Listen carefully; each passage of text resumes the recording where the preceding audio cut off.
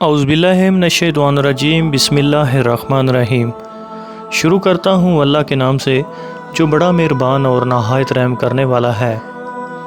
آج کی ویڈیو ایک ایسی پاک باز خاتون کے بارے میں ہے کہ جن کو ہمارے پیارے نبی حضرت محمد صلی اللہ علیہ وسلم نے 4 عظیم عورتوں میں شامل کیا ہے۔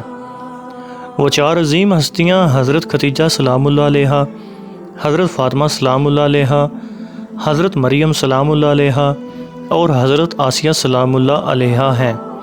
آئیے بات شروع کرتے ہیں فرعون کی شادی سے۔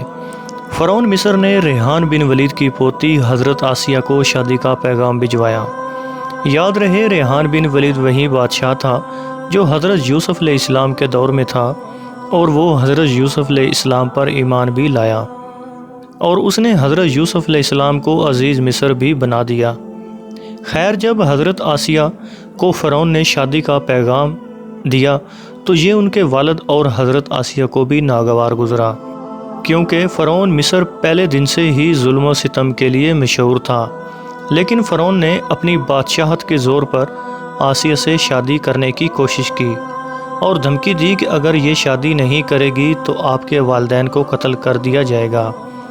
شادی ہونے کے بعد بھی اللہ پاک نے حضرت آسیہ کو فرعون سے محفوظ رکھا اور وہ آپ پر قادر نہ ہوا۔ اس بارے میں مفسرین لکھتے ہیں کہ شادی کی پہلی ہی رات جب فرعون حضرت آسیہ سے ہم بستری کے لیے کمرے میں گیا تو اللہ نے اس پر نیند کا ایسا غلبہ ڈالا کہ وہ ساری رات ہی سویا رہا۔ کچھ کتابوں میں لکھا ہے کہ اللہ نے فرعون کو نامرد کر دیا تھا، جس کی وجہ سے وہ حضرت آسیہ سے صحبت ہی نہ کر سکا، اور بعض نے لکھا ہے فرعون کو ایک ایسی عجب بیماری تھی کہ طبیبوں نے اس کی ساری عمر صحبت سے منع کر دیا۔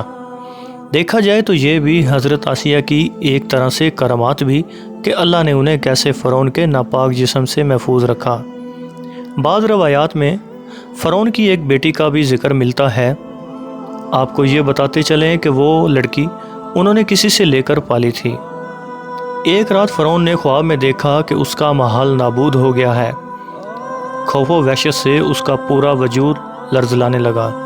اس نے جومیوں کو بلا کر ان سے اپنے خواب کی تعبیر پوچھی۔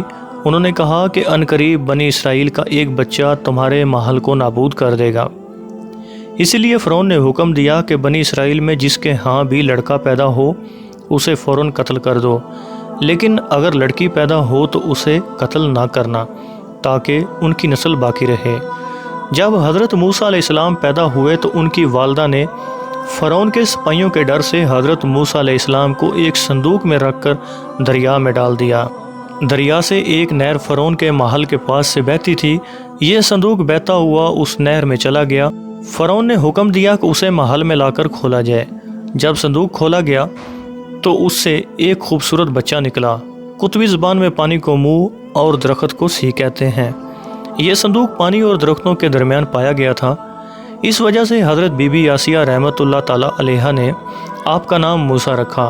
حضرت آسیہ نے جب حضرت موسیٰ علیہ السلام کے چہرے پر نور دیکھا تو انہوں نے حضرت موسیٰ علیہ السلام کو اپنا بیٹا بنا لیا اور فرعون سے کہنے لگی، یہ بچہ میری آنکھوں کی ٹھنڈک ہے، اسے قتل نہ کرو۔ لیکن نامرد فرعون کہنے لگا، اسے تم رکھ لو، مجھے اس کی کوئی حاجت نہیں۔ حضرت محمد صلی اللہ علیہ وسلم نے فرمایا کہ اگر آسیہ کی طرح فرعون بھی اس بات کا اقرار کرتا یہ بچہ اس کی آنکھوں کی ٹھنڈک ہے تو ضرور اللہ پاک اسے ہدایت فرما دیتا جیسے آسیہ کو عطا فرمائی۔ حضرت آسیہ سلام اللہ علیہ کو اللہ پاک نے قرآن میں عورتوں کے لیے نمونہ بھی قرار دیا ہے۔ حضرت آسیہ شادی کے پہلے دن سے ہی فرعون کے ظلمانہ اور کافرانہ اقتدامات کے خلاف پہاڑ بن کر کھڑی رہی۔ حضرت موسیٰ علیہ السلام نے جب اعلان نبوت کیا اور جب محل میں جادوگروں سے مقابلہ کیا تو یہ دیکھ کر حضرت آسیہ حضرت موسیٰ علیہ السلام پر ایمان لے آئی۔ ایمان لانے کے بعد کافی دنوں تک انہوں نے اس بات کو فرعون سے چھپائے رکھا، لیکن جب فرعون نے خدائی کا دعویٰ کیا اور لوگوں سے خود کو سجدے کروانے لگا تو پھر حضرت آسیہ کھل کر میدان میں آ گئی اور فرعون کے اس عمل کی سخت مخالفت کی۔ جیسے ہی فرعون کو پتہ چلا کہ میری بیوی بھی موسیٰ کے خدا پر ایمان لا چکی ہے تو اس نے حضرت آسیہ پر بھی ظلم ڈھانا شروع کر دیے۔ روز دن اور رات ان کو مختلف اذیتیں دینے لگا۔ فرعون جیسا کافر شور بھی ان کے ایمان کو کمزور نہ کر سکا، لیکن فرعون نے بہت زیادہ کوششیں کی تاکہ کسی نہ کسی انہیں رائے راست سے ہٹا دیا جائے، لیکن وہ ایسا نہ کر سکا، اور آسیہ بھی ان کی تمام کوششوں کو ناکام بنا کر صرف خدا تعالیٰ کی عبادت میں مصروف رہی۔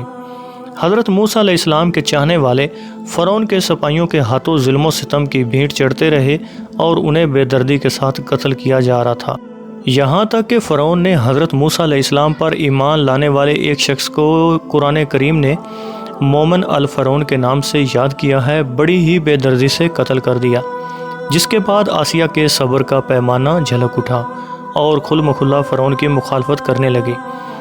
فرعون میں غضب کی آگ بھڑک اٹھی اور اس نے اپنی زوجہ آسیہ کو بہت ہی دردناک طریقے سے اذیتیں پہنچائی۔ اس ظالم نے ان پر بڑے بڑے عذاب کیے، ان کو بہت زیادہ مارا اور زور و کوب کیا، اور یعنی 4 کنڈیوں میں آپ کو گاڑ دیا۔ حضرت آسیہ رضی اللہ تعالیٰ عنہا کے چاروں ہاتھوں پیروں میں لوہے کی کیلیں ٹھوک کر چاروں کونوں میں اس طرح جکڑ دیا کہ وہ ہل بھی نہیں سکتی تھی، اور بھاری پتھر آپ کے سینے پر رکھ دیا، ان کو ریت پر دھوپ میں لٹا دیا اور پانی بند کر دیا۔ اللہ اکبر! ایک دفعہ ذرا سوچیں تو صحیح دوستوں کے تن تنہا عورت اور ظالم و جابر شوہر کا محال، ہاتھوں اور پیروں میں کیلیں ٹھوک دی گئی ہیں، گرم ریت پر لٹایا ہوا ہے اور سینے پر ایک بھاری پتھر رکھ دیا گیا ہے، پھر بھی حضرت آسیہ سلام اللہ علیہا ایمان پر عزم و استقلال کے ساتھ ان مصائب کے باوجود قائم و دائم رہی اور فرعون کے کفر سے خدا کی پناہ چاہی۔ ایک روایات تو یہ ہے کہ فرعون نے حضرت آسیہ کی کھال اتروا دی اور پھر ان پر چٹان کو گرا دیا۔ اللہ اکبر! آپ کا مزار پر انور مصر میں ہی واقع ہے۔ تاریخ انسانی میں حضرت آسیہ کا ایمان پر قائم رہنا، ان کا صبر اور عزم استقلال ایک بہت بڑا درس ہے۔ اس میں کوئی شک نہیں کہ عورت کے اندر اتنی طاقت موجود ہوتی ہے کہ وہ ہر طرح کے ظلم و ستم کے آگے پہاڑ بن سکتی ہے۔ اللہ پاک سے دعا ہے وہ ہم سب کی بے حساب مغفرت فرمائے، آمین۔